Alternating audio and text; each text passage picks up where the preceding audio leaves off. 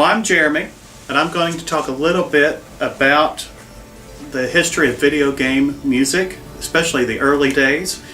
The first video game music on record was literally that, on record, and it played on little cassettes or records underneath an arcade cabinet, and unfortunately that led to breaking and it was easily damaged, so they switched to digital. Ended up being a little more affordable, but at that time digital wasn't that big. But then about 1980 they started perfecting it, and Pac-Man was the first ones to have jingles. Had a little jingle at the beginning, and then a game called Rally X was actually the first one to have a full melodic track that was playing while you were playing the video game. After that, you have NES that came along, and music was starting to be chiptune, is what they call it, which is the four notes, the four instruments playing different sounds and on different tracks, and that is a brief history of video game music, the early days. First off, we'd like to talk about Super Mario Bros. For the NES. The music was composed of four instruments being able to play at once. The special thing about the NES is whenever you were to enter a special location, instead of one jingle playing like the arcade games, and when a certain event or a certain location was gone to, it would trigger a new soundtrack, enabling more like replayability and adding more of a tone and it's able to draw you in more than normal arcade games. Yeah, and then there was Legend of Zelda, and they had like these dungeons and stuff, right? Yeah, dungeons were really good, and they had a cool spooky sound to the effect and all that, and there were bats, and get away from me! And it really set a tone. The music set a tone for the games, and the overworld was all like majestic, It made you want to explore. It was really magical, and it was really advanced for the time. So it was a really good, Hi, my name's Brandon, and today I'm going to be talking about video game graphics. So I'm going to talk about starting from the NES to what we got today. So first of all, with the NES, it was pretty much 8-bit pixel, but basically game developers, even though it was only 8-bit, they wanted to make it where we could actually feel like we are in the game. So what they tried to do was they tried to add a bunch of 8-bit graphics and try to add a bunch of textures to make it look like we are actually in the game and that we can enjoy it more as a gamer. Around the 90s, we started seeing 16-bit games on the SNES. And you probably heard of games like Super Mario World and many more games like that. They basically upgraded from the 8-bit graphics to make the graphics a bit nicer. Around 1998, around 1995, we started seeing Doom, and they tried to make a 3D type game, and even had first-person shooter. While it wasn't the first-person game, it started showing more first-person graphics. Around 1998, there was completely new graphics with new 3D, and the 16-bit was pretty much gone. It started having more software to make better graphics with, and with the Gold Source engine, it made it look for a time more nicer than any game that came out before its time.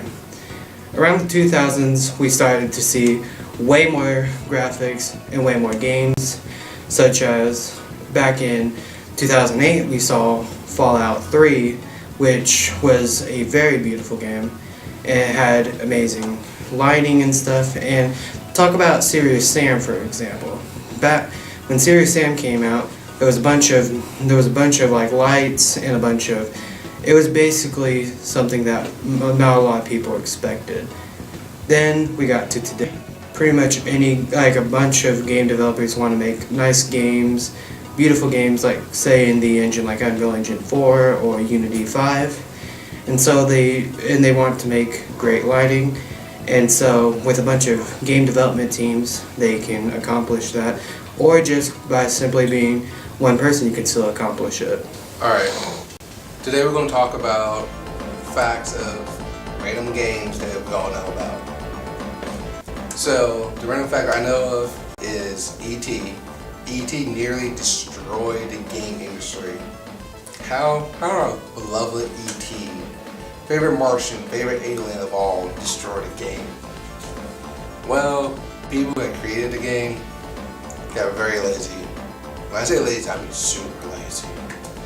The game was so bad, and they were rushed, but it was still like very lazy.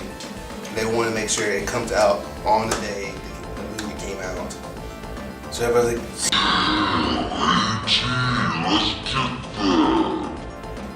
well, they did it, they made it, and then people bought it, and they realized, what is this? What is this green blob that makes no sense? Why am I dying randomly? Why am I, what is this, what's that? And people just, with outrage. So people just didn't trust the gaming industry no more. There's like over 9,000 cartridges just in dumpsters. Like if we went to a dumpster right now out in some landfill, like where they had dumped them at, we will find a bunch of copies underneath.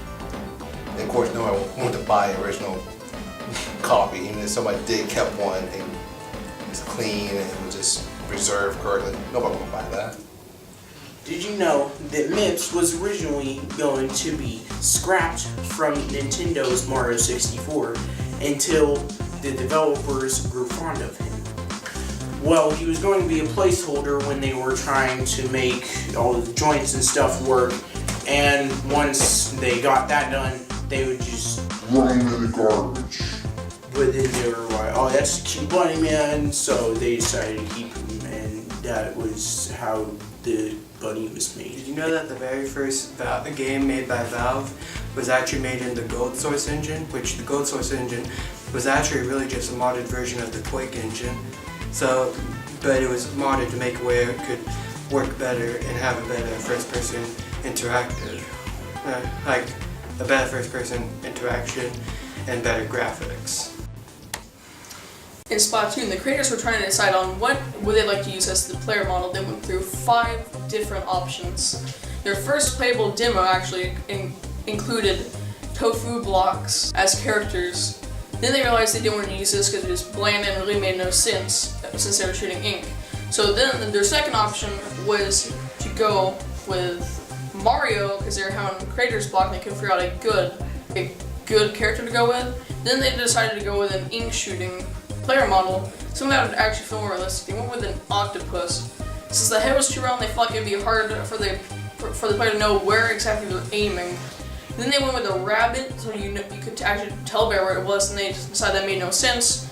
So they went with a squid, which had a pointed head, almost acting like an arrow showing you where you're at. Did you know that the first fist fighting game ever made was Heavyweight Championship? But in 1984, Karate Champ was made, which popularized